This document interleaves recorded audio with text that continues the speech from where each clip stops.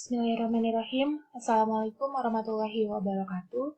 Baik, kita akan masuk ke pembahasan selanjutnya yaitu skizofrenia. Untuk capaian pembelajarannya dalam memahami patofisiologi dari skizofrenia itu sendiri, kemudian memahami penata laksanaan terapi dan menganalisa penata laksanaan terapi dari pasien skizofrenia. Untuk mendukung itu, maka outline yang akan kita bahas adalah terkait dengan definisi skizofrenia, kemudian patofisiologi skizofrenia, dan penata laksanaan terapi pasien skizofrenia. Baik, untuk definisi dan epidemiologi, yang pertama adalah definisi dulu ya.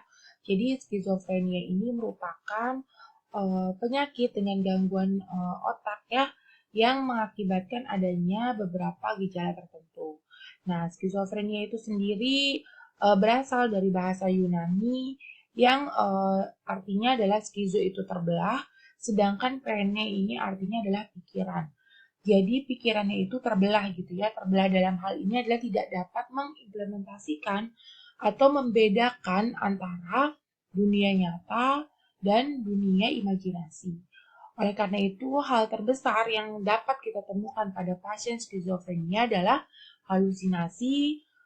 Jadi dia kadang mendapatkan sesuatu hal-hal yang visual maupun yang berupa pendengaran gitu ya, yang berupa halusinasi, kemudian juga delusi, jadi tidak bisa membedakan mana dunia nyata dan imajinasi, ataupun waham. Waham di sini adalah seperti waham kepercayaan, waham kebesaran gitu ya, kemudian tingkat percaya diri yang sangat tinggi.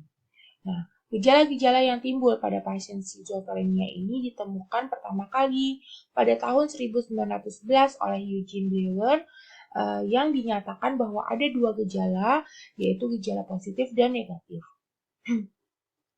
Tetapi perkembangan ilmu yang semakin dinamis itu menemukan bahwa tidak hanya gejala positif dan negatif saja, tetapi ada juga gejala secara afektif, kognitif, dan lain sebagainya. Nanti kita bahas di gejala-gejala skizofrenia. Baik, untuk epidemiologi dari pasien skizofrenia itu sendiri kurang lebih sama di setiap negara, yaitu populasinya adalah 0,2 sampai 2% dari populasi negara itu sendiri. Untuk pria biasanya terjadi pada usia 15 sampai 24 tahun, dan untuk wanita biasanya terjadi pada usia 25 sampai 35 tahun. Pada pria biasanya dia terdapat banyak gejala negatif, sedangkan untuk wanita biasanya terdapat gejala yang lebih efektif seperti itu ya. Dan pria ini memang memiliki gangguan juga, mempengaruhi gangguan kognitif dan mengakibatkan outcome terapinya akan lebih buruk dibandingkan penderita wanita. Ya, berikut adalah patofisiologi dari skizofrenia, yang kita pahami bahwa memang peranan penting dari dopamin dan glutamat yang tidak seimbang itu bisa mencetuskan adanya kejadian skizofrenia itu sendiri. Tetapi tidak menutup kemungkinan bahwa serotonin memiliki peran utama pula pada kejadian dari skizofrenia itu sendiri. Nah, untuk yang peran dopamin terlebih dahulu, di sini dinyatakan bahwa dopamin memang berperan penting pada kejadian skizofrenia itu sendiri.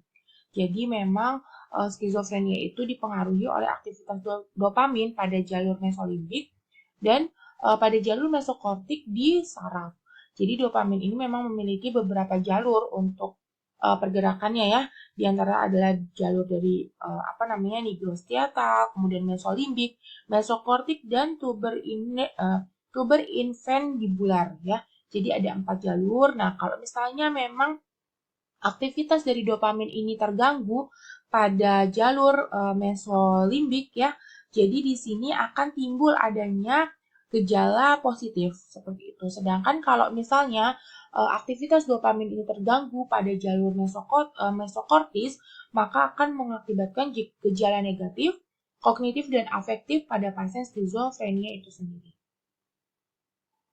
Hipotesa dopamin ini yang menyebabkan adanya peneliti-peneliti meneliti sebuah obat atau pengembangan obat antipsikotik yang pertama ditemukan. Jadi dia memang eksklusif untuk memblokkan dopamin atau D2 sehingga obat tersebut biasa kita kenal adalah obat antipsikotik tipikal yang memang merupakan antagonis reseptor D2 atau dopamin itu sendiri.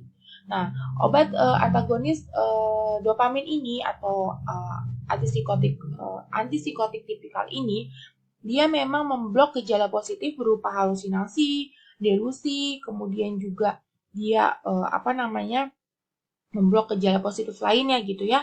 Tetapi memang kelemahannya adalah tidak dapat memblok untuk gejala negatif dan kognitif. Serta efek samping yang timbul itu akan berpengaruh pada gejala ekstrapiramidal. Sehingga memang penggunaannya saat ini harus dibatasi dan memang dia itu tidak untuk pasien-pasien dengan kontraindikasi tertentu terhadap antipsikotik tipikal itu sendiri. Yang kedua adalah peranan dari serotonin ya. Jadi dopamin ini memang tidak bisa dilepaskan dari fungsi serotonin yang memiliki memang fungsi regulator. Nah, ini ditemukan pada tahun 1950 terkait dengan adanya kesamaan struktural dengan LSD ya, dietilamid asam lisengrat. Nah, di sini perkembangan obat antipsikotik clozapine pada saat itu memperbarui kajian tentang adanya peran serotonin pada pasien skizofrenia itu sendiri. Jadi memang akan dibahas lebih lanjut tentang serotonin yang mempengaruhi skizofrenia itu sendiri. Jadi saraf serotonergik neuron itu dilaporkan berujung secara langsung pada sel-sel dopaminergik dan memberikan pengaruh penghambatan pada aktivitas dopamin di jalur mesolimbik dan nigrostriatal. Tadi kan kita sudah bahas ada 4 jalur ya untuk dopamin, nigrostriatal, mesolimbik, mesokortik, dan jalur tuber-infundibular. Seperti itu. Jadi kita untuk yang serotonin ini akan mempengaruhi 2 jalur, yaitu jalur mesolimbik dan nigrostriatal. Nah, kemudian penurunan aktivitas serotonin terkait dengan peningkatan aktivitas dopamin. Jadi kalau misalnya serotoninnya meningkat, aktivitas dopaminnya menurun. Sedangkan untuk penurunan aktivitas serotonin berarti akan meningkatkan aktivitas dopamin. Nah, ini kaitannya dengan penggunaan antipsikotik atipikal. Kalau tadi kan pada saat dopamin itu antipsikotiknya tipikal. Jadi kalau misalnya pasien-pasien dengan dopamin yang tinggi itu diblok dengan antipsikotik tipikal. Sedangkan kalau pasien-pasien dengan aktivitas serotonin yang rendah ya kita blok dengan antipsikotik atipikal. Untuk antipsikotik atipikal ini efek sampingnya jauh lebih rendah ya untuk ekstrapiramidalnya dibanding antipsikotik tipikal tadi. Kemudian peranan yang terakhir adalah peranan dari glutamat, yaitu dia memberikan hal ini dilihat dari antagonis reseptor NMDA yang menghasilkan efek mirip seperti gejala pada spektrum skizofrenia dan gangguan kognitif yang terkait dengan skizofrenia. Oleh karena itu, peneliti menjelaskan bahwa glutamat mungkin ada kaitannya dengan kejadian skizofrenia itu sendiri. Nah, ini ya, jadi peningkatan ukuran ventrikel dari penurunan Grey-Matter itu juga mengakibatkan penurunan dari neurotransmitter yang disebutkan tadi. Kemudian kecenderungan genetik ini meningkatkan adanya kejadian skizofrenia, kemudian kompilasi proses obstetrik, peningkatan pemangkasan neuronal, kelainan sistem kekebalan tubuh, kemudian juga gangguan neurodevelopmental, teori neurodegeneratif, cacat reseptor dopamin, dan kelainan otak regional termasuk hyper atau hipo dari dopaminergic tersebut. Nah, tadi sudah dijelaskan bahwa gejala positif ini dikaitkan dengan adanya kejadian hipersensitivitas reseptor dopamin di mesolimbik, sedangkan gejala negatif dan kognitif erat kaitannya dengan reseptor dopamin di mesokortik. Nah, kemudian juga disfungsi glutamatergik. Tadi ya glutamat kaitannya ini adalah kurangnya glutamat menghasilkan gejala yang mirip dengan hipersensitivitas skizofrenia tadi yang disampaikan terkait dengan NMDA. Kemudian kelainan serotonin juga dapat mempengaruhi dopamin yang ada di otaknya. Tadi penurunan serotonin meningkatkan aktivitas dopamin. Baik, ini adalah definisi secara teoritis untuk skizofrenia, yaitu gangguan jiwa berat yang ditandai dengan gangguan penilaian realita, baik itu waham ataupun halusinasi, pemikiran yang tidak teratur dan ucapan yang tidak teratur pula, kemudian perilaku motorik yang abnormal dan adanya gejala negatif. Untuk manifestasi klinisnya di sini adalah gangguan proses berpikir, kemudian juga gangguan isi pikiran yang tadi sudah disampaikan terkait dengan waham. Jadi waham ini suatu kepercayaan yang salah yang menetap yang tidak sesuai dengan fakta dan tidak bisa dikoreksi. Jadi dia ada sesuatu hal yang dia anggap kebesaran gitu. Misalnya kaitannya waham kebesaran, ketuhanan, kemudian kepercayaan dan lain sebagainya. Kemudian gangguan persepsi. Jadi dia sering-sering mendapatkan terkait dengan halusinasi baik itu pendengaran, visual, kemudian juga ilusi, delusi ya. Jadi tidak bisa membedakan mana dia imajinasi dan dunia nyata. Kemudian dia personalisasi dan derealisasi. Jadi dia kehilangan sifat-sifat personal dia, kemudian realisasinya juga tidak bisa diimplementasikan dari dunia imajinasi ke dunia nyata. Kemudian gangguan emosi, jadi adanya afek tumpul atau datar, afek tak serasi, afek labil. Baik untuk afek tumpul atau datar ya, jadi pasien tersebut biasanya tidak memiliki ekspresi gitu ya. Kemudian juga afek tak serasi ini berarti tidak ada sinkronasi antara yang terfikirkan dengan yang diucapkan atau menjawab pertanyaan. Kemudian juga afek labil. Afek labil ini jadi suasana hatinya berubah-ubah, emosinya berubah-ubah seperti itu. Kemudian adanya gangguan perilaku yang pastinya akan mempengaruhi yang dipengaruhi oleh emosi tadi itu sendiri ya.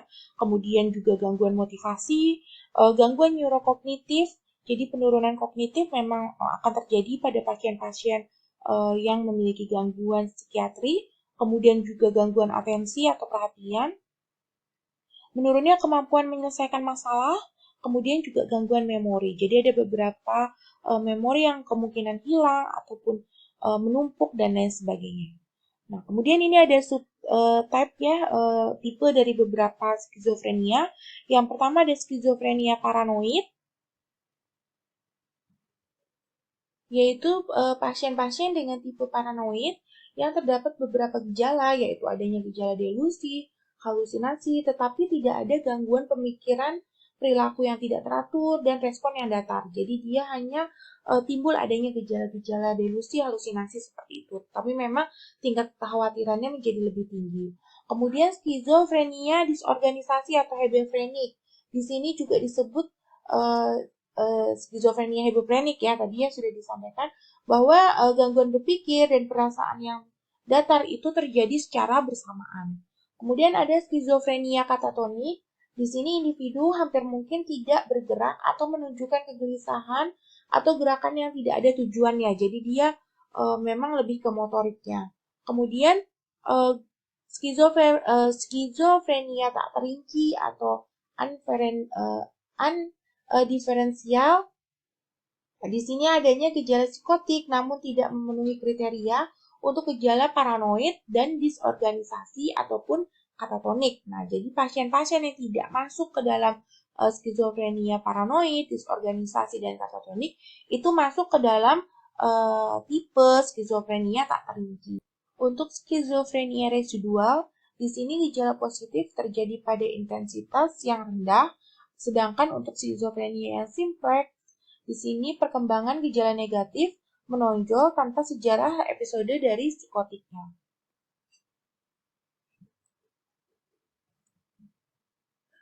Nah, ini adalah beberapa pedoman diagnostik ya dari pasien skizofrenia. Mungkin kita tidak membahas secara rinci untuk pedoman diagnostik ini, tetapi kita hanya ingin mengetahui ya bahwa ada beberapa diagnostik yang mungkin bisa ditegakkan pada beberapa pasien dengan gejala tertentu. Nah, ini ada beberapa gejala klinis yang memang mayoritas terjadi pada episode akut. Yang pertama adalah menyangkal kenyataan, kemudian halusinasi, delusi, kemudian gagasan yang dipengaruhi eksternal, proses pemikiran terputus. Jadi dia memikirkan sesuatu tetapi tidak kontinu gitu, tiba-tiba terputus. Kemudian ambivalensi, yaitu pikiran yang kontradiktif. datar, tidak pantas, perlakuan yang tidak pantas atau perlakuan yang aneh gitu ya, labil, autisme, tidak kooperatif, kemudian juga permusuhan, adanya agresi verbal, fisik, kemudian masalah dalam kemampuan merawat diri, jadi sudah tidak bisa lagi mengurusi diri sendiri, kemudian penurunan nafsu makan dan terjadinya insomnia. Nah, beberapa gejala ini nanti kita cocokkan dengan terapi yang akan kita berikan seperti itu. Kemudian di sini adanya fitur residual, di sini ada kecemasan, kemudian kecurigaan, kurangnya motivasi, wawasan yang buruk, gangguan penilaian, penarikan sosial, kemudian juga kesulitan dalam belajar karena tadi ya kognitifnya juga menurun, kemudian masalah kemampuan merawat diri. Nah, di sini ada gejala-gejala klinis yang terjadi yaitu ada 3 ya, gejala positif, negatif, dan kognitif secara umum ya. Jadi gejala positif itu lebih condong ke adanya delusi itu tidak bisa membedakan mana kenyataan dan imajinasi, kemudian ucapannya tidak teratur, jadi di sini adanya gangguan asosiasi, kemudian halusinasi, jadi timbulnya beberapa hal ya terkait dengan visual maupun pendengaran, kemudian gangguan perilaku, kemudian juga adanya ilusi. Kemudian gejala negatif berupa alogia. Alogia ini merupakan gejala di mana kecenderungan penurunan dari intensitas berbicara. Jadi pasiennya cenderung diam seperti itu. Kemudian affiliation ini jadi kecenderungan pasien itu melakukan perilaku-perilaku yang tidak bertujuan. Jadi memang random seperti itu perilakunya. Kemudian anhedonia ini jadi pasiennya itu penurunan rasa senangnya. Jadi biasanya senang melakukan ini tetapi tidak saat ini. Kemudian isolasi sosial, jadi memang penarikan sosial. Kemudian gejala selanjutnya adalah disfungsi kognitif, yaitu gangguan perhatian, memori kerja terganggu, dan fungsi eksekutif juga terganggu. Ini juga menurunkan tingkat intelijensia, memori, dan lain sebagainya. Tata laksana terapi untuk pasien skizofrenia yang pertama adalah meringankan gejala target. Jadi kita maintenance untuk gejalanya agar tidak terjadi kekambuhan. Karena memang pada pasien ini untuk kemungkinan sembuh totalnya sangat sulit ya, sehingga kita hanya perlu memonitoring sehingga gejala itu tidak meluap dan terjadi fluktuasi. Kemudian menghindari efek samping obat karena obat-obatan yang merupakan antipsikotik, sehingga kita perlu melihat gitu, memonitoring terjadinya efek samping sehingga bisa dapat dihindari kemungkinan terjadinya efek samping yang fatal. Kemudian meningkatkan fungsi dan produktivitas sosial untuk dapat meningkatkan kualitas hidup pasien tersebut. Kepatuhan regimen terapi juga perlu kita tingkatkan dan kita jaga, terutama support sistemnya, keluarga, orang terdekat, dan lain sebagainya itu harus membantu dalam kepatuhan regimen terapi tersebut. Dan perencanaan perawatan pasien. Jadi misalnya pasien tersebut sudah menurun, untuk kualitas hidupnya bagaimana sih cara perencanaan perawatannya agar terlihat baik, kemudian juga terlihat sehat secara fisik, baik secara mentalnya seperti itu. Kemudian kita juga perlu memonitoring adanya pemeriksaan status mental, fisik, dan neurologis karena tadi sudah disampaikan bahwa pasien-pasien skizofrenia ini biasanya nafsu makannya menurun, kemudian juga intensitas tidurnya menurun, bahkan terjadi insomnia, sehingga pastinya akan berpengaruh pada fisik dan neurologisnya. Kemudian riwayat keluarga dan status sosial, seperti apa ya? Apakah support sistemnya mendukung? Apakah ada trigger baru dari lingkungan sekitar? Nah, itu kita perlu adanya monitoring. Kemudian wawancara diagnosis kejiwaan dengan pasien itu juga perlu, dan data laboratorium pendukung lainnya seperti jumlah darah lengkap, elektrolit, fungsi hati, fungsi ginjal, EKG, glukosa serum puasa, lipid serum, fungsi tiroidnya, dan pemeriksaan urin. Untuk penata laksanaan terapi dibagi menjadi 3 fase. Yang pertama ada fase akut, fase stabilitas, dan fase rumatan. Untuk fase akut, di sini terjadi apabila episode dari gejala psikotik ini sangat intens dan fluktuatif. Contoh gejalanya seperti halusinasi, delusi, paranoid, dan gangguan berpikir. Oleh karena itu, tujuan dari pengobatan pada fase akut ini adalah untuk mengendalikan gejala psikotik yang timbul agar tidak membahayakan baik untuk diri sendiri maupun orang lain.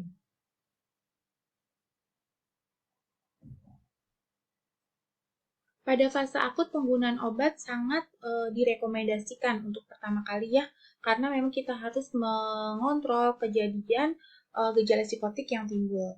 Nah, untuk pemilihan obat-obat antipsikotik ini didasarkan pada pengalaman pasien sebelumnya, misalnya pasiennya sudah meminum obat apa, kemudian juga kita bisa lihat dari riwayat efek samping yang mungkin timbul, kemudian rute pemberian, dan beberapa hal yang memang perlu dipertimbangkan.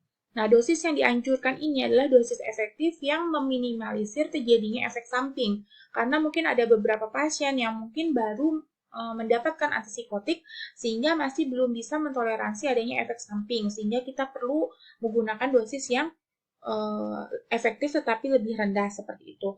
Kemudian obat-obat adjuvan lainnya yang diresepkan misalnya benzodiazepin itu bisa untuk mengobati katatonia atau mengatasi kecemasan dan agitasi. Antidepresan di sini juga bisa digunakan ya untuk gangguan obsesif kompulsifnya, kemudian juga untuk kewaspadaan mencegah resiko terjadinya serangan psikosis lainnya. Nah, mood stabilizer atau beta blocker juga bisa dipertimbangkan dalam menurunkan tingkat keparahan, agresi, dan rasa pemusuhan dari pasien skizofrenia pada fase akut. Jadi ada beberapa pemilihan terapi. Nanti mungkin kita bisa lihat melalui algoritma terapinya. Nah, di sini selain juga kita bisa menggunakan farmakoterapi baik itu farmakologi maupun non-farmakologi, pada fase akut juga tetap kita harus dampingi dengan psikoedukasi. Support system yang baik, kemudian juga edukasi yang baik itu bisa meningkatkan efektivitas dari pengobatan pada pasien di fase akut ini.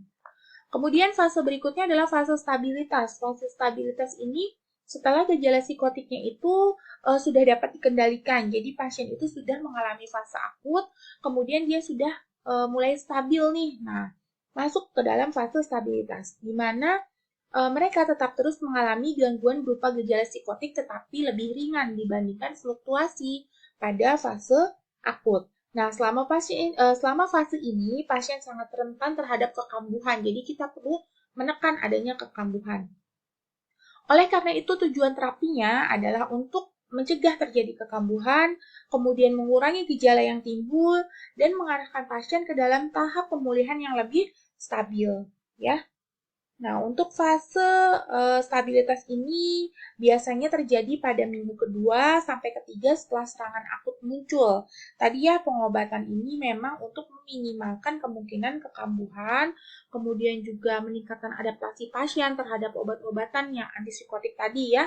Kemudian juga bisa memfasilitasi penurunan gejala dan meningkatkan proses pemulihan pasien. Regimen terapi yang sesuai pada fase stabilitas itu dapat dilanjutkan selama 6 bulan ke depan, sehingga pasien bisa mengadaptasi, kemudian juga bisa kita monitoring efek samping yang timbul, dan tidak disarankan untuk pemberhentian obat secara mendadak dan pemberian obat terlalu dini. Hal itu dapat mencetus adanya kekambuhan, bahkan peningkatan efek samping obat yang timbul. Terapi farmakoterapi baik non-farmakologi maupun farmakologi ini juga perlu ditambahkan atau dilengkapi dengan psikoedukasi, baik untuk support systemnya ataupun untuk pasien itu sendiri. Baik, kita lanjutkan ke fase rumatan atau fase pemeliharaan, yaitu terapi pemulihan jangka panjang pada pasien skizofrenia. Jadi, tujuan fase rumatan ini lebih ke untuk mempertahankan atau memelihara kesembuhan pasien dan mengontrol gejalanya, kemudian juga mengurangi resiko kekambuhan, rawat inap, dan mengajarkan keterampilan untuk meningkatkan kehidupan sehari-hari. Jadi lebih ke untuk peningkatan kualitas hidup kalau yang fase rumatan, misalnya produktivitas kerja, kemudian juga untuk perawatan diri dan lain sebagainya ya. Jadi di sini pasien memang sudah lebih stabil dibandingkan fase akut bahkan fase stabilitas ya. Jadi memang untuk menjaga saja agar kondisinya ini tidak mengalami kekambuhan. Nah, penggunaan obat ini sangat direkomendasikan dan harus diberikan sedikitnya sampai 1 tahun sejak sembuh dari episode akut. Nah, kalau misalnya mau lebih berhasil gitu ya, perlu juga terapi sedikitnya 5 tahun. Jadi memang ada beberapa regimen yang bisa kita berikan kepada pasien, nah itu harus memang rutin. Jadi tingkat kepatuhan memang harus tinggi. Nah, untuk sebagian besar pasien yang dirawat dengan antipsikotik tipikal, dosis maksimal yang dianjurkan adalah dosis pada ambang batas yang dapat menyebabkan efek samping ekstrapiramidalnya. Jadi setiap individu akan berbeda ya untuk ambang batasnya. Nah, kalau misalnya memang masih dapat ditoleransi, itu mungkin bisa dinaikkan, tetapi jika sudah pada ambang batas efek samping ekstrapiramidal itu bisa di stop pada dosis itu saja gitu ya. Baik, ini merupakan algoritma terapi dari pasien skizofrenia. Pada tahap 1, episode psikosis pertama kali pada pasien tersebut timbul, kita bisa berikan antipsikotik atipikal ya. Nah, episode yang terjadi ini pertama-tama pasien harus memerlukan atau diberikan ya dosis antipsikotik yang lebih rendah dibandingkan pada fase-fase selanjutnya. Nah, ini harus dimonitoring baik itu efektivitas maupun efek samping yang timbul.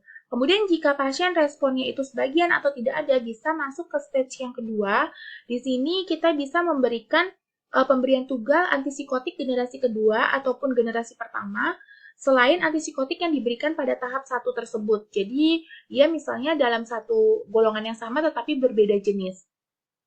Kemudian kita lihat lagi responnya, apakah parsial atau bahkan tidak ada. Jika responnya tidak ada, itu bisa masuk ke tahap ketiga, yaitu pemberian clozapine. Di sini juga pada tahap 1, jika kita mau loncat ya langsung ke stage ketiga, pemberian clozapine itu juga bisa direkomendasikan. Kemudian tahap yang keempat, pemberian clozapine dan antipsikotik generasi pertama ditambah dengan antipsikotik generasi kedua dan terapi elektrokonvulsif atau ECT yang tadi.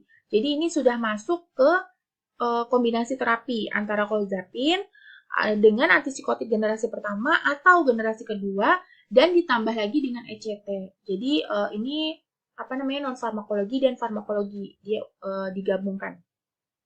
Kemudian untuk tahap kelima ya, nanti saya bacakan, ini saya ambil dari Dipiro dan di sini memang sudah ada terjemahannya juga dari buku farmakoterapi penyakit sistem saraf pusat Prof. Julis ya, jadi mungkin nanti bisa dibaca juga. Pada tahap kelima, coba terapi dengan agen tunggal antipsikotik generasi kedua atau generasi pertama, selain yang diberikan pada langkah 1 dan 2. Jadi kita men-choice lagi, mengganti lagi, men-switch jenis antipsikotik pada generasi pertama dan kedua, tetapi yang belum diberikan pada tahap 1 ataupun tahap 2. Kemudian pada tahap 6 yaitu terapi kombinasi, yaitu antipsikotik generasi kedua ditambah generasi pertama, kemudian kombinasi antipsikotik generasi kedua atau antipsikotik generasi pertama atau kedua, dan ditambahkan lagi dengan terapi ECT atau agen lain seperti mood stabilizer, antidepresan ataupun benzodiazepin tadi. Jadi di sini sudah kombinasi antara antipsikotik generasi pertama ditambahkan kedua, ditambah ECT, ditambah lagi adjuvan. Ya, berikut untuk antipsikotik generasi kedua itu menjadi pilihan utama ya pada pasien skizofrenia, kecuali clozapine ya, karena dia bisa memblok gejala negatif dan gejala kognitif.